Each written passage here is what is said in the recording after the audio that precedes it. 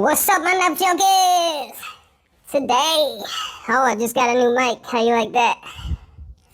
Oh, wait a minute. Yeah, there we go. Just got a new mic, man. Thing's pretty hilarious. Definitely be using that voice a lot. Okay. So today we're gonna do just a quick little video on honing your knife. So, let's say basically you've used your knife and it's not dull yet, so you don't want to resharpen it all the way, but maybe there's a little edge deformation, or maybe you got a little tiny bit of microchipping or a burr. Maybe you didn't get the burr off all the way when you sharpened it the first time. Let's go.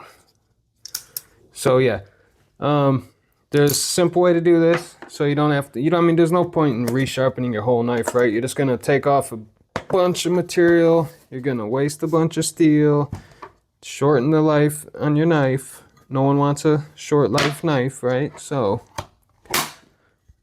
basically, all we need to do, when I'm doing this, it's basically just like a burr removal. Same process if you watch a couple of my other sharpening videos.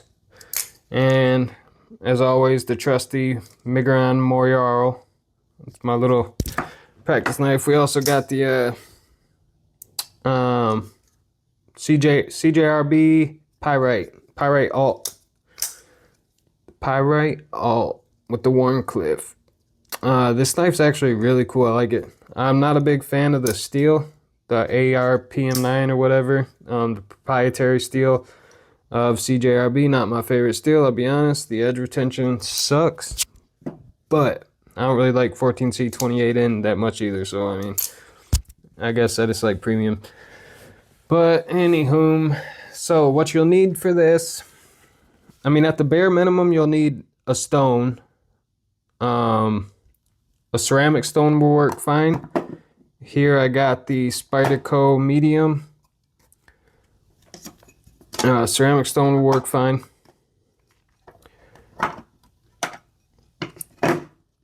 Or you can also use a heavier grit stone if that's all you have, right? So I like to touch it up on a ceramic just a little bit, because when I put edges on these, I like to get like a toothy edge, right? So I like a heavy grit, like 325, 600. I don't really like to go up to like 1,000 or 1,200, because then the edge doesn't have enough bite. When you got like a 325 grit edge, man, that thing. And for those who don't know, bite is like, so basically your teeth have micro serrations on the end of them. And when you go to cut into something, you can feel those teeth just gripping on. Like, it just grips. It's hard to explain until you've experienced it. But a knife with a higher grit and a smoother polish won't have as much bite. So it'll good for like push cuts. But if you really want to like catch on to what you're cutting and get in there. Get in there if you really want to get in there. Yeah, what's up, Uncle Voice? So yeah, anyway, sorry about that. If you really want to get in there, you need some tooth on that bad chicken. So, basically, depending on how much damage you have on your knife, this one doesn't have any damage. I've cut a couple straps with it, and I don't think I got the burr all the way off the first time. So there's a little bit of burr hanging on there. So what we're gonna do, I keep 17-degree angle on pretty much all my knives, so it's easy for me. But if you need to find your angle, you obviously want to do this at the same angle that's on your knife. If you don't know how to do that, you can watch my sharpening videos, but we can go over it real quick. You can always put a Sharpie on the bevel, the secondary bevel, where your apex is, just the grind lines. And when you do a pass, it'll wear away that Sharpie, that marquee. Let's go. Too bad I didn't have the Uncle Voice for that. So to wear away the marker, and if it's only grinding away the marker at the top of the bevel, then that means your angle's too low. If it's grinding away only at the apex, at the very tip of your edge, then that means your angle is too high, right? So your angle's too high or your angle's too low. And if you, once you get it to where it gets all the marker off all the way on the whole bevel, then you know you're on the right angle, right? So it's easy for me. Like I said, I'm at 17. And so basically what I'm gonna do, this was my finishing stone. I'm just going to use that same angle, and I'm just gonna do some light passes. I don't have any microchipping. I don't have any micro tears or dents or anything like that. I just got a little bit of edge deformation from where the edge curled over, probably because I got such a low angle on it, and this is a cheaper steel. But so I'm just gonna really lightly do a couple passes, holding that same angle, doing all the same stuff as when I do regular sharpening, right? Keeping my elbow, my wrist locked, and lifting with my elbow when I'm getting to that belly.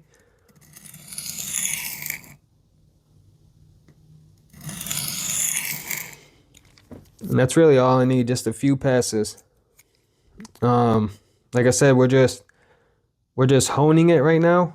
This is just edge maintenance. We're not resharpening. If you need to resharpen, then we got other videos for that, right? So we are just honing the edge right now. So if maybe you've used it for one day or a couple days, and you just want to get that shaving sharp edge back on it, that's all we're doing.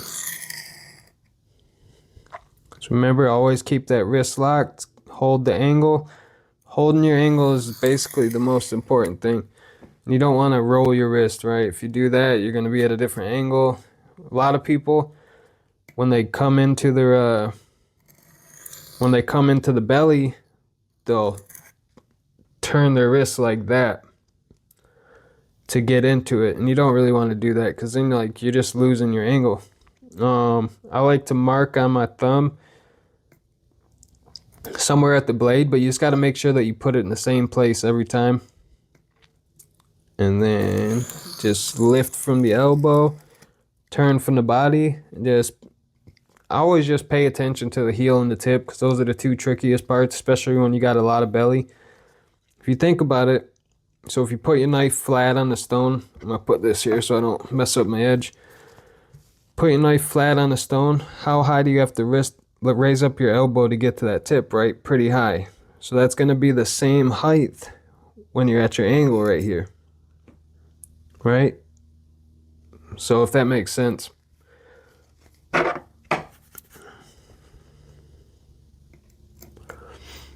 we're just going to do a few passes here. Back over to the other side.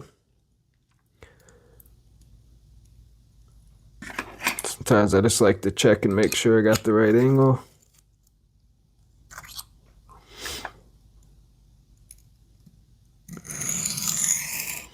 It's really hard sitting down at this table. I need a new table. It's hard to keep my wrists locked because the table's so high up to my chest. I should really be standing up, but I feel like it would be weird for the camera. So we're just gonna do a few passes again.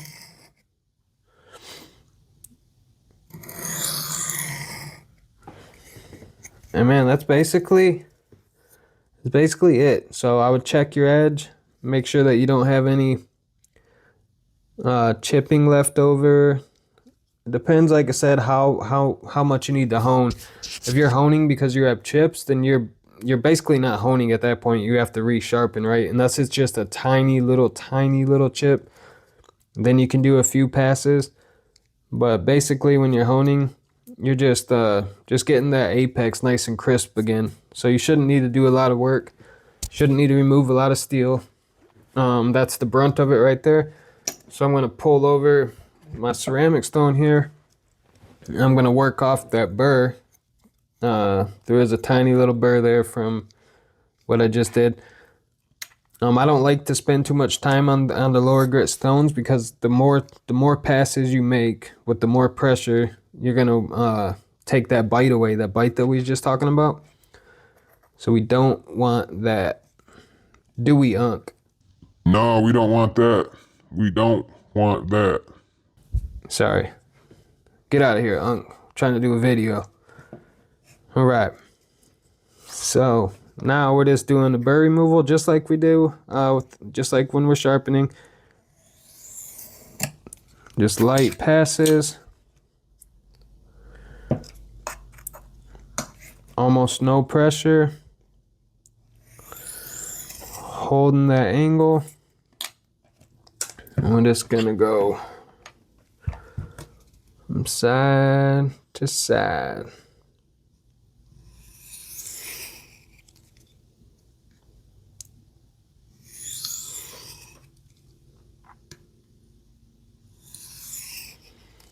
I'm just working that burr just like any other time we're doing a sharpening, same exact thing.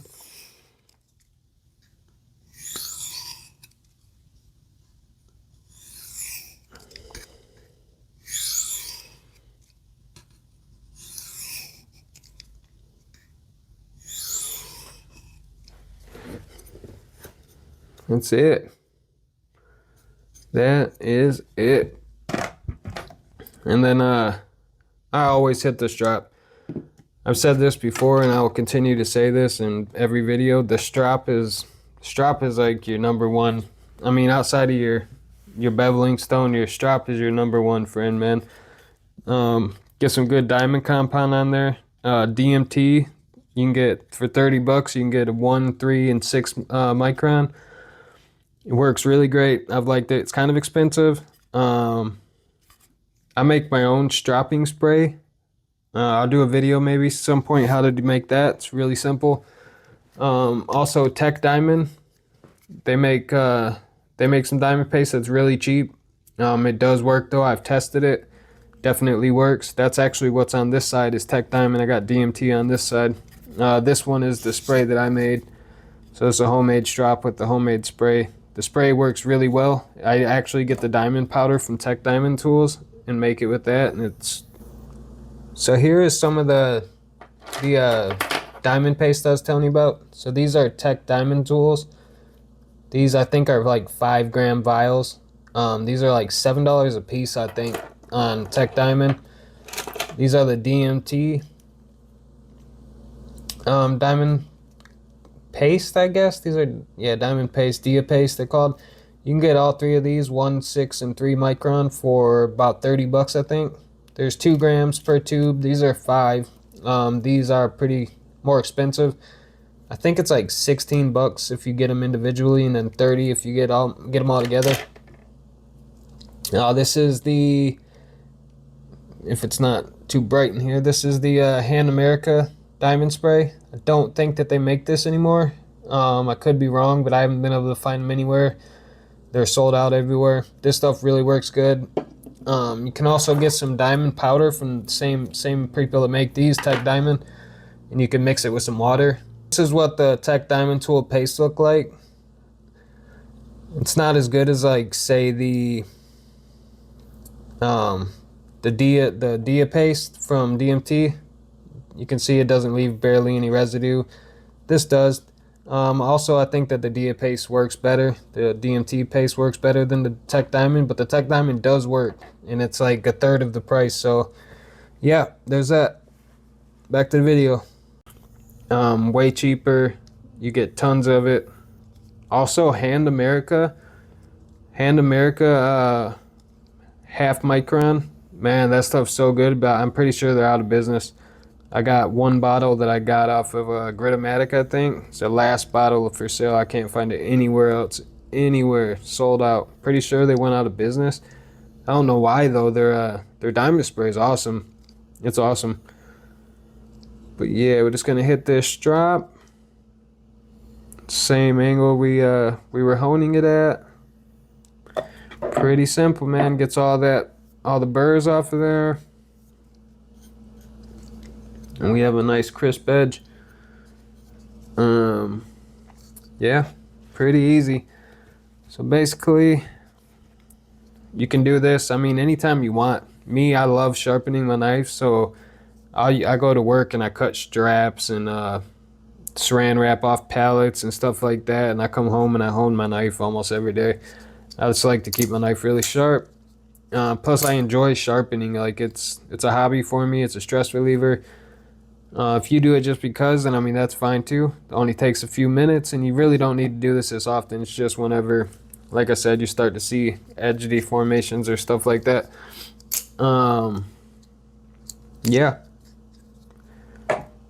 So this little bad puppy right here, it's a really good knife for 30-40 bucks. But yeah, I think that's it, folks. I think that's it. Can you tell him goodbye? Goodbye, Unc? Later, players. Later, haters. All right, guys. Thanks for watching.